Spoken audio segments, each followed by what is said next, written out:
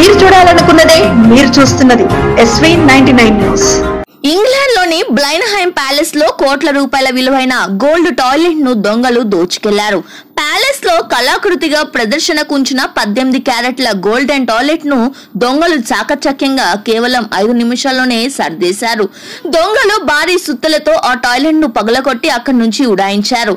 ఈ చోరీ 2019 సెప్టెంబర్ లో జరిగింది. ఈ కేసు ఆక్స్ఫర్డ్ క్రౌన్ కోర్టులో సోమవారం విచారణకు వచ్చింది. ప్రాసిక్యూటర్లు వివరించారు. ఈ కేసులో 3 వ్యక్తులపై విచారణ జరిగింది.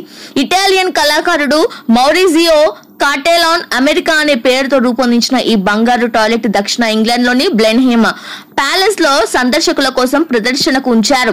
ఇది ప్రధాన పర్యాటక ఆకర్షణగా నిలవడంతో ప్రపంచ వారసత్వ ప్రదేశంగా యునెస్కో ప్రకటించింది.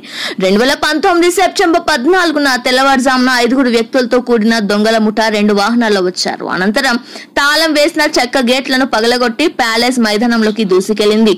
ప్యాలెస్ లోని ఓ కిటికీలో నుంచి లోపలికి చొరబడి తలుపును పగలగొట్టి సుత్తితో కొట్టి గోడ నుంచి టాయిలెట్ పెకిలించారు. అనంతరం అక్కడి నుంచి 5 నిమిషాల్లోనే పారిపోయారు. అయితే బంగారు టాయిలెట్ ను పగలగొట్టడానికి వాడిన సుత్తలను అక్కడే విడిచి వెళ్లారు.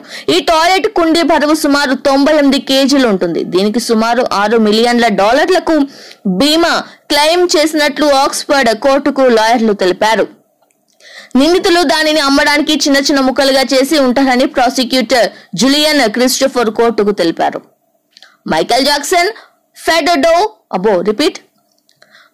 జోన్స్, ఫ్రెడ్ డో, బోరా గుకుక్ అనే 3 వ్యక్తులు ఈ కేసులో నిందితులుగా ఉన్నారు. అయితే తాము నిర్దోషులమని 3 చెప్పగా 4వ వ్యక్తి జేమ్స్ షీన్ గతంలో దొంగతనానికి పాల్పడినట్లు అంగీకరించాడు. దీనిపై గత 4 వారాలుగా విచారణ జరుగుతుంది.